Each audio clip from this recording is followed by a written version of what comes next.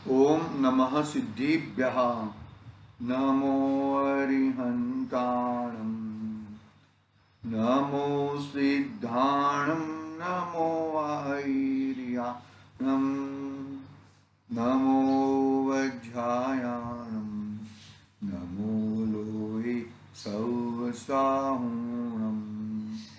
येनात्मबोधयतात्मेव परत्वेनेव चापरम् अक्षयानन्दबोधाय तस्मै सिद्धात्मने नमः।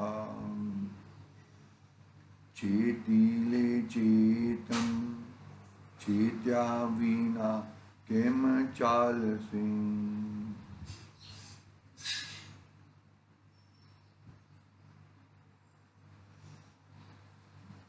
श्री समाधि तंत्र नामक महान ग्रंथ अपने सामने विराजमान है।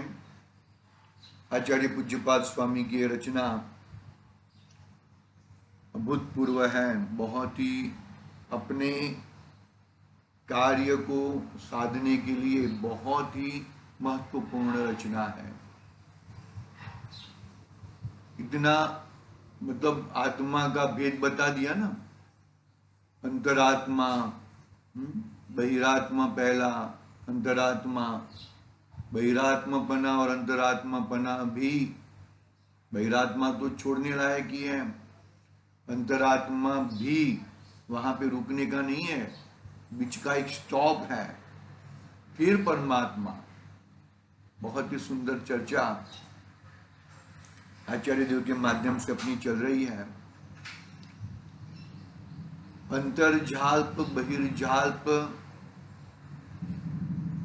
हट जाएंगे तो मैं किसके साथ बातें करूंगा। ऐसा प्रश्न का उत्तर दिया आचार्य देव ने कि तू स्वयं के साथ बात कर। परस्पर आचार्य प्रवृत्ति को तू छोड़। तू मैं उसको समझा दूं, वो मुझे समझा दे, मेरा ये काम कर ले, मैं उसका काम कर लूं, एक दूसरे को मिलजुल के हम जाएंगे, हम इस संसार रूपी नौका तीर जाएंगे। तो बोल के ये संभव नहीं है भैया, ये संभव बिल्कुल नहीं है कि ये ऐसा किसी के साथ मिले और नौका पार हो जाए।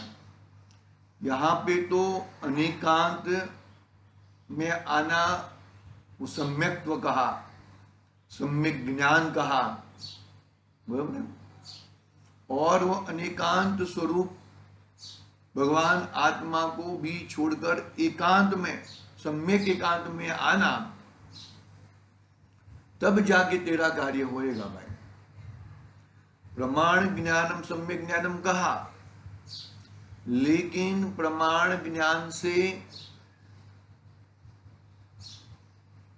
फिर आगे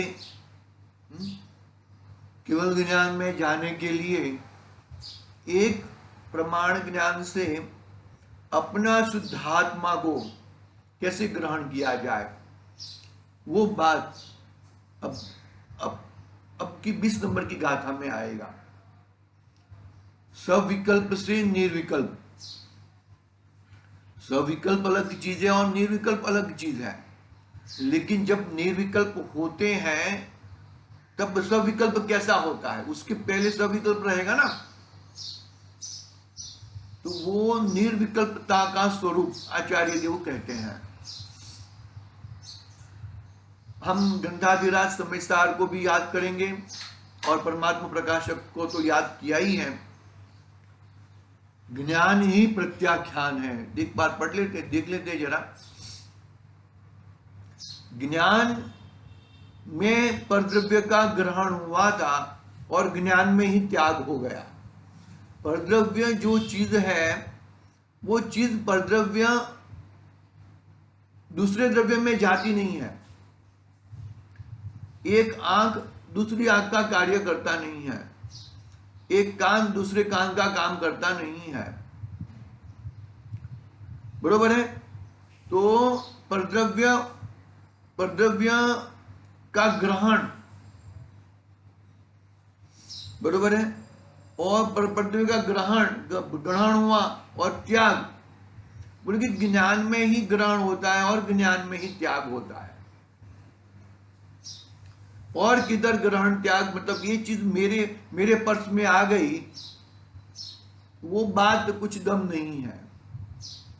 वो तेरी कभी होती नहीं है, परद्रव्य तेरा कभी होता नहीं, और तू परद्रव्य का कभी होता नहीं है। तेरे ज्ञान में उसका ग्रहण हुआ था, तो परद्रव्य का त्याग भी ज्ञान में ही होएगा।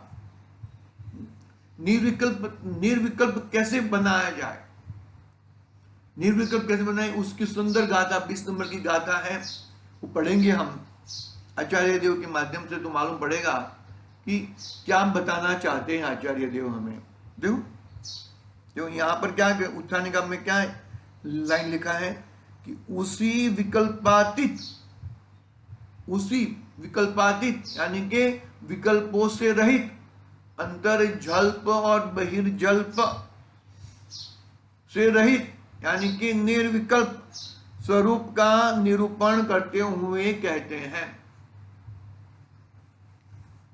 निर्विकल्प स्वरूप का अनुभव विकल्पातीत अंतर झल्प से रहित में कैसे हो सकता हूं, मतलब ये विकल्प कर सकता है मन धड़क विकल्पों में, ये मेरा हो गया, मैं उसका हो गया, ये ऐसे विकल्प कर सकता है। लेकिन वो परद्रव्य उठ के तेरे प्रदेश में आ जाए और तेरा प्रदेश छूट के उसके प्रदेश में घुस जाए, ऐसा कभी 3 काल में होता नहीं है। सभी द्रव्य अपने अपने प्रदेशों में रहते हैं। बस ग्रहण और त्याग ज्ञान में ही पॉसिबल है, तो फिर ग्रहण भी नहीं हुआ और ग्रहण नहीं हुआ तो त्याग किसका करेंगे हम।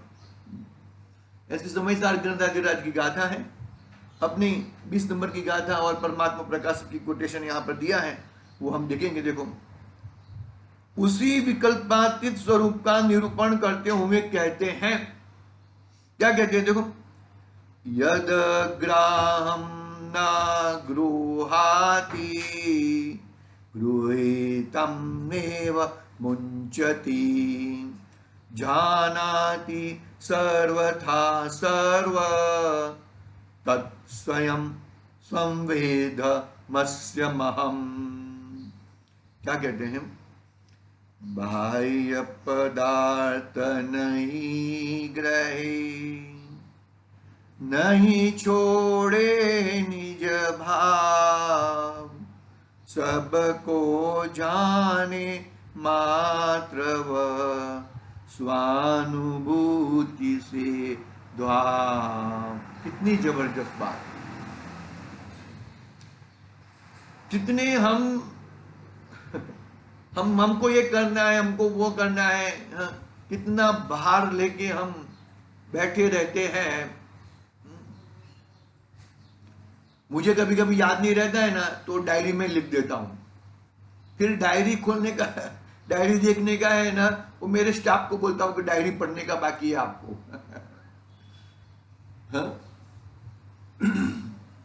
अरे ज्ञान के अंदर परद्रव्य घुसता नहीं है, परद्रव्य का क्या कार्य करना है वो घुसता नहीं है, और परद्रव्य तेरा कार्य कर सकता नहीं है भैया। क्या कहा,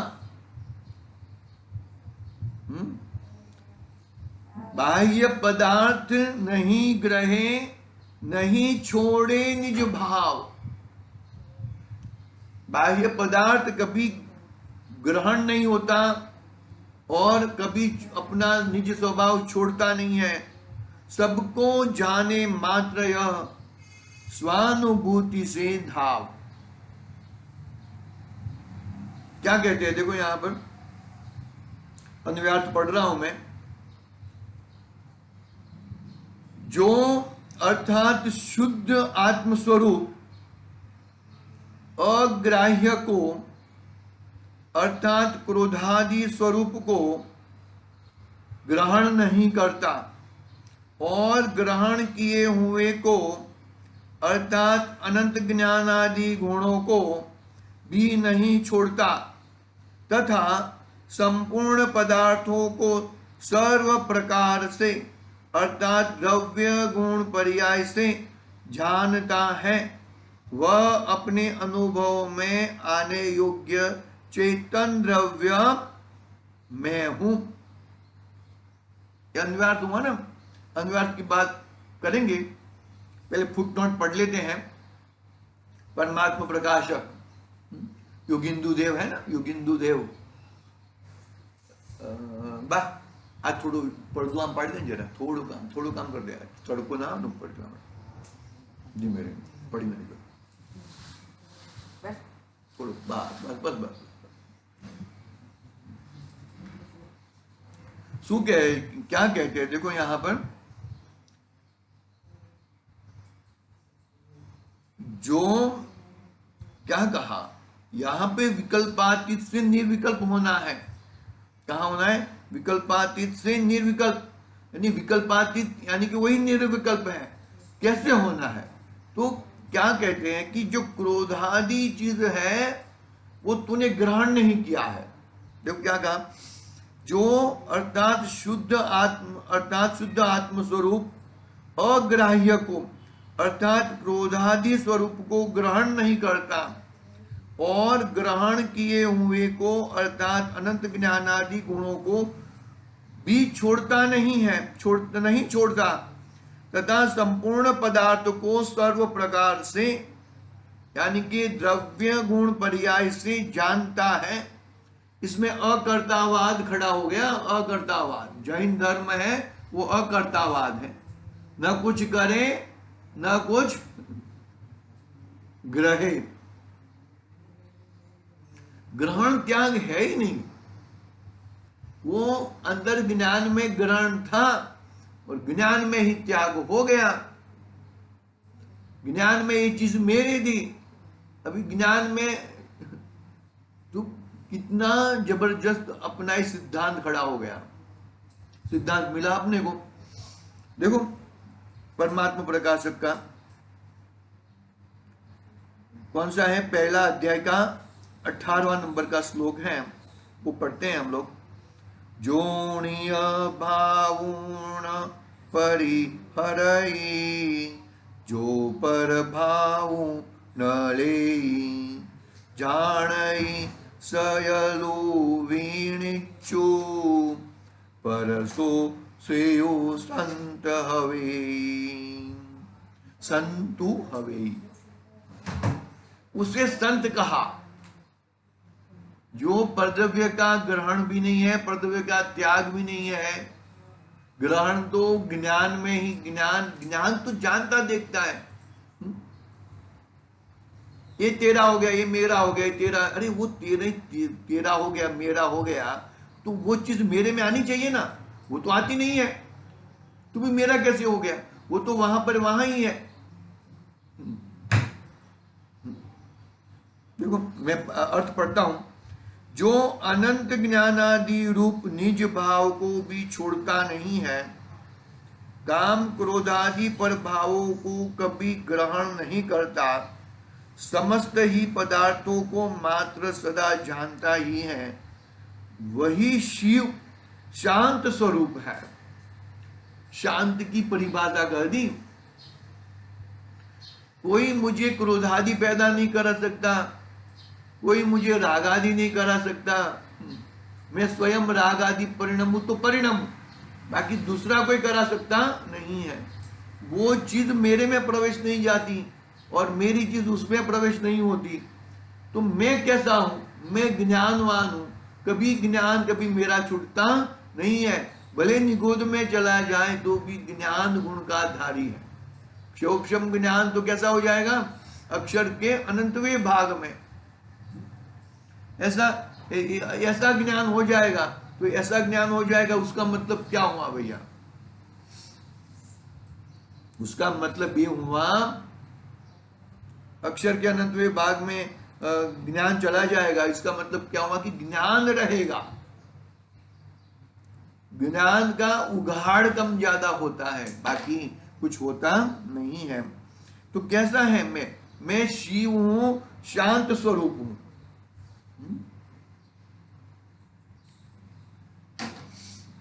जो था वो मेरे में प्रकट हुआ। आई बात समझ में?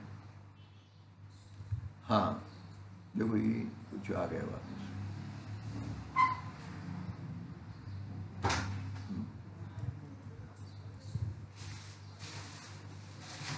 आगे पढ़ते हैं।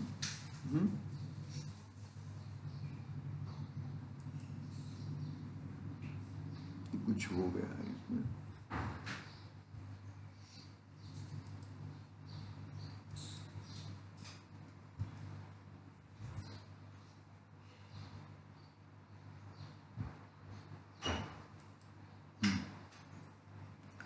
थोड़ा गड़बड़ हो जाता है ना। चलो ठीक है, आगे बढ़ते हैं। कंप्यूटर है, अन्वय तो वापिस पढ़ रहा हूं, उसमें थोड़ी बात है, देखेंगे हम।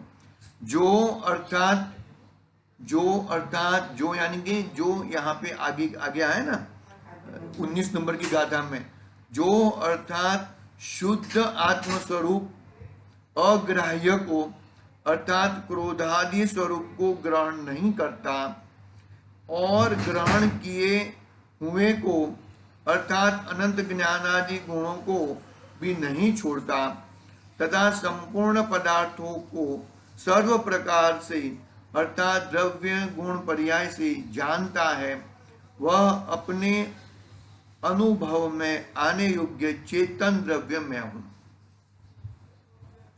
वह चेतन द्रव्य में हूं भैया, और कुछ मैं नहीं हूं। चेतन द्रव्य कहां पर है? चेतन द्रव्य वो मैं हूं। और चेतन द्रव्य कैसा है कि अनंत ज्ञान आदि गुणों वाला है। जानना हो रहा है, हर समय जानना हो रहा है।